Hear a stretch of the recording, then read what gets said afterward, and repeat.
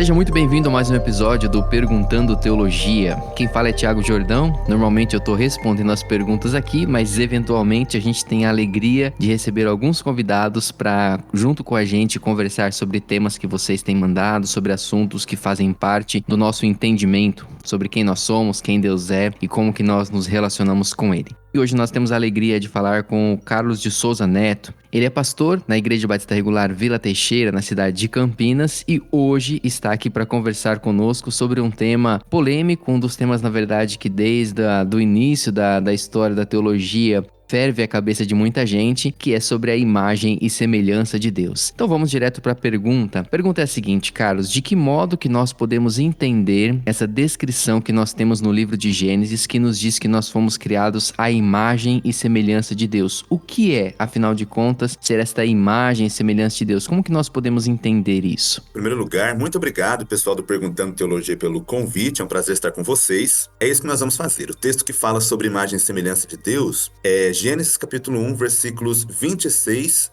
a 28. E a bem da verdade, somente a respeito do homem a Bíblia faz essa declaração. Nenhuma outra criatura na Bíblia é descrita como sendo criada conforme a imagem e a semelhança de Deus. Então, uma primeira coisa que a gente precisa destacar logo de cara é que essa descrição indica algo que é singular a respeito da raça humana. Esse é o motivo pelo qual o conceito da imagem de Deus, nós podemos dizer que é o coração da antropologia cristã. A gente não pode fugir desse conceito de forma alguma. E isso é mais do que simplesmente um estado de obediência.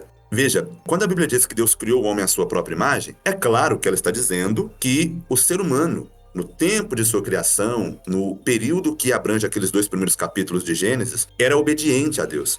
Ele amava a Deus com todo o seu coração, tanto que, no fim do 6º dia, o Senhor, olhando para o homem que criou, disse que era muito bom. Só que a gente sabe que essa afirmação ela pretende fazer mais do que isso. Então tem a ver com a descrição da integridade moral do homem, com a descrição da integridade espiritual do homem, mas o que ela está fazendo, na verdade, é algo além de nos informar a direção na qual o homem estava vivendo a sua vida no começo. Ela descreve esse homem na totalidade da sua existência. Então, imagem e semelhança de Deus, a princípio, ela é um atributo que não é só acidental, mas essencial. Para os que estão nos ouvindo, quando a gente fala de algo acidental, é algo que pode ser ou não ser, algo que nós podemos ter ou não. O homem não apenas carrega a imagem de Deus, ele não apenas tem a imagem de Deus, ele é a imagem de Deus. Então, a imagem de Deus se estende ao homem na sua inteireza. É algo que é essencial à sua estrutura. Esse é o motivo pelo qual é tão importante responder essa pergunta adequadamente, porque ela pode dizer muito a respeito de quem nós somos, especialmente nesses dias de tantas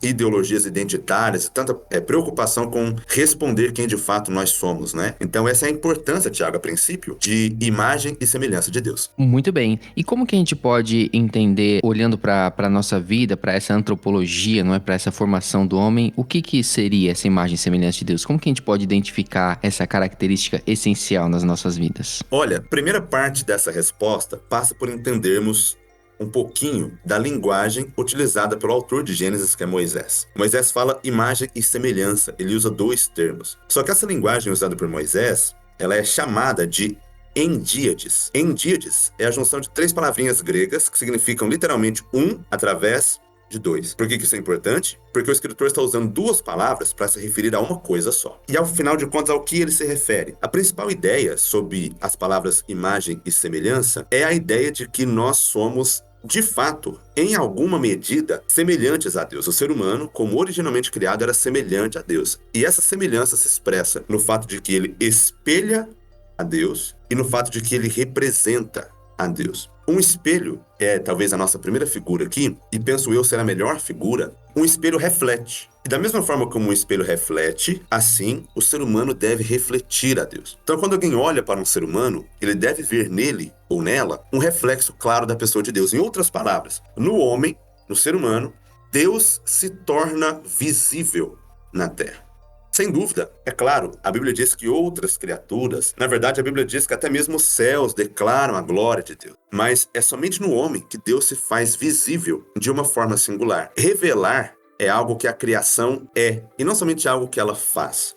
Portanto, a Bíblia diz que a presença de Deus, o poder de Deus, a divindade de Deus, as obras de Deus claramente são reconhecidas através das coisas que foram criadas. Então Deus fala através dessa criação, da criação natural. Os teólogos chamam isso de revelação geral. E na criação do homem, Deus revelou-se a si mesmo de um modo singular. Ele fez alguém que era uma espécie de imagem de si mesmo refletida no espelho. Portanto, nós refletimos, num certo sentido, a glória de Deus. Eu acho que isso é uma honra. Não existe honra maior do que essa. O homem é uma imagem do Deus que o fez. Então, nesse sentido, terminando essa primeira parte da minha resposta, é como se Deus estivesse dizendo assim: se você deseja ver com o que me pareço, olhe para a minha criatura, o homem. Isso significa que quando o homem é o que deve ser, quando ele é o que deveria ser, quem olha para ele deveria ser capaz de ver algo de Deus nele. Algo do amor de Deus, algo da bondade de Deus, algo da benevolência de Deus, algo da justiça de Deus, algo da santidade de Deus e assim por diante. A teologia fala sobre, por exemplo, os atributos comunicáveis de Deus. Por que existem atributos comunicáveis de Deus? Porque Deus comunicou isso conosco de maneira tal que quando nós amamos, quando nós clamamos ou executamos justiça, quando nós demonstramos misericórdia, quando nós andamos em santidade de vida, o que nós estamos fazendo, em um certo sentido, é refletindo a glória de Deus através da nossa experiência. Essa é a primeira parte da resposta. Nós somos como um espelho que reflete a glória de Deus e torna essa glória visível para as pessoas que convivem conosco. Uma segunda parte é que o homem é representante de Deus. O homem também representa Deus. Ele foi criado em condições de fazer isso.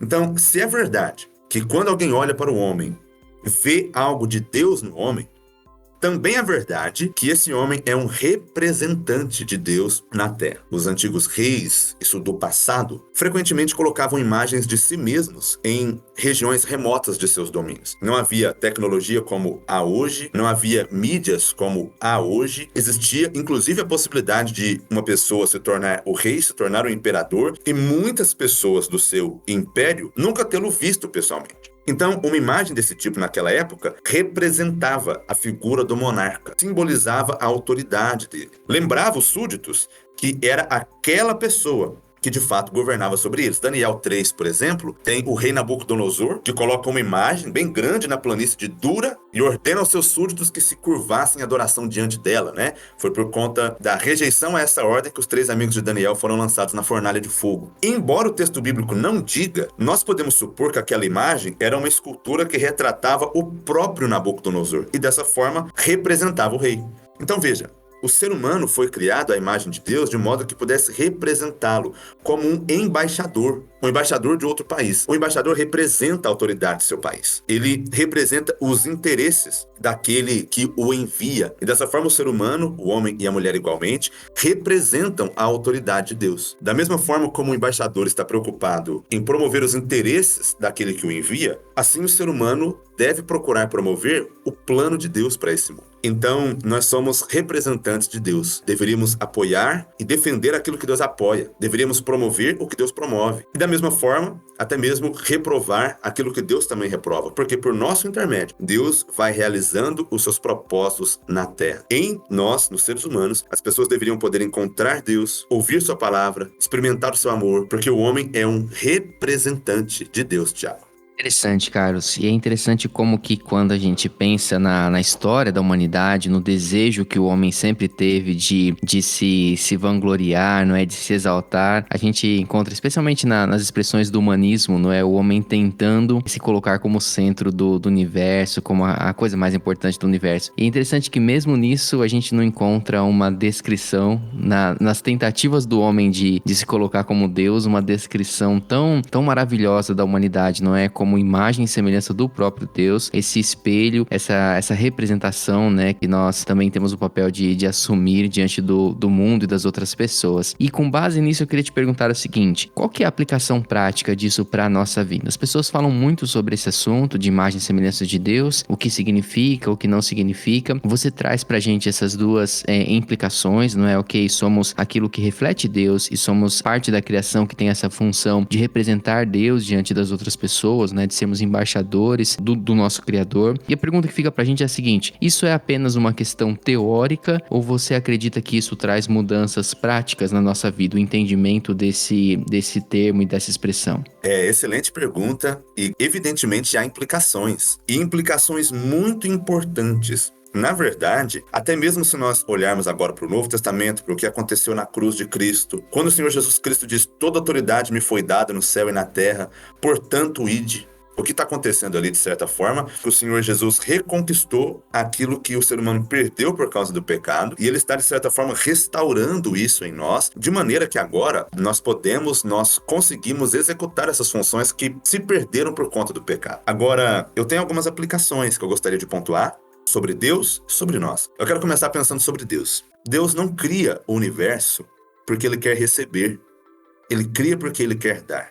Se é verdade que o ser humano foi criado por Deus, e esse era o projeto de Deus, criá-lo desta maneira, significa que Deus está compartilhando dele mesmo na criação. E quando Ele nos cria à sua imagem, Ele nos dá um pouco daquilo que Ele mesmo é. Isso é muito legal. Deus não é aquele que retém a sua vida, Ele é aquele que a comunica. A nossa criação é como se fosse o transbordar da glória de Deus. É muito bom nós olharmos para cima e percebermos que o nosso Deus é um Deus que tem essa natureza. Ele não é o Deus que está exigindo, não é o Deus que está carente, nem é o Deus que está precisando. Pelo contrário, Ele é o Deus que está pronto a doar de si mesmo. E isso acontece em todos os aspectos da nossa vida e da nossa natureza, porque nós fomos criados a partir dessa atitude, dessa postura, revelando dessa forma o caráter de Deus. Ele é o Deus doador, por isso que Ele é a fonte de todas as bênçãos. E claro que pensando nisso, há implicações sobre nós. Veja, por exemplo, que se Ele é a fonte de todas essas coisas boas e todas essas virtudes que existem em nós,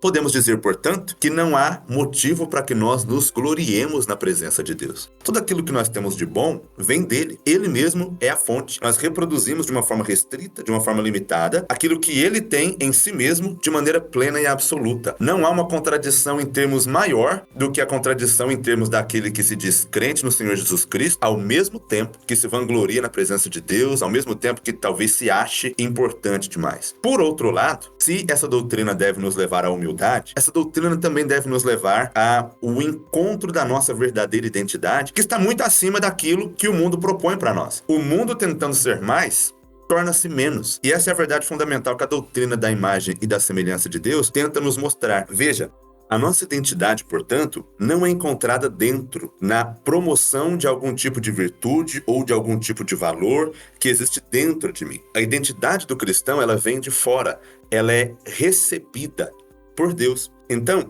à medida que nós tentamos promover algo que está dentro, eu estou tentando promover uma parte muito pequena de quem eu sou. Tentando, na verdade, me fazer maior, eu me faço menor. Eu estou me reduzindo. Agora, quando eu olho para fora e quando eu encontro fora de mim a pessoa de Deus, que é a fonte de tudo aquilo que eu sou, eu consigo, de fato, me conhecer de fato. Eu consigo, então, estabelecer a minha identidade. Eu consigo me encontrar, me conhecer, me definir. E, portanto, à medida que eu sirvo a Deus, à medida que eu consigo expressar todas essas belezas de Deus colocadas na minha vida, eu encontro realização e eu consigo então desfrutar uma posição muito maior do que a posição que o mundo tenta estabelecer para si mesmo. Uma outra coisa, se nós somos criados em imagem e semelhança, e nós usamos aquela figura de um espelho que reflete, o pecado ele mudou a nossa direção, mas não a nossa estrutura. Em outras palavras, ele mudou o rumo do espelho.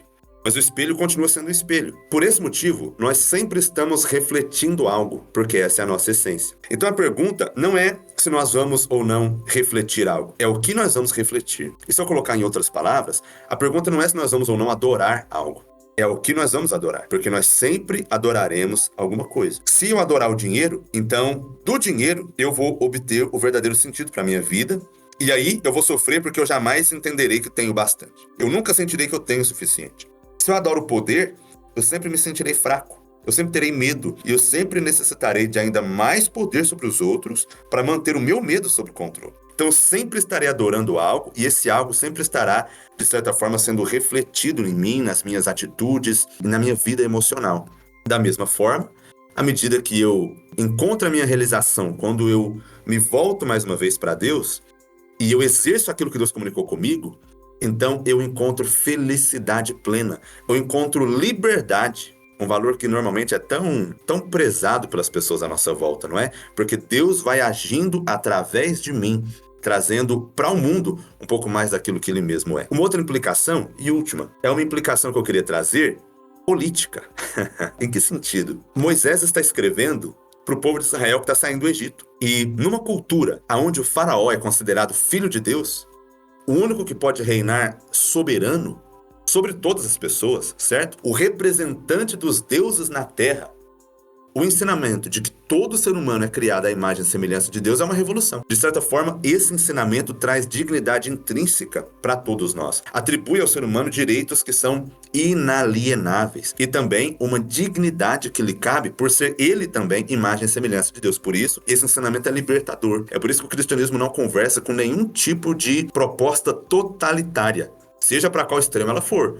Por quê? Porque todos nós somos dotados de igual dignidade. E toda autoridade que existe no mundo é uma autoridade derivada do próprio Deus e, portanto, deve ser exercida de acordo com os valores que o próprio Deus estabeleceu.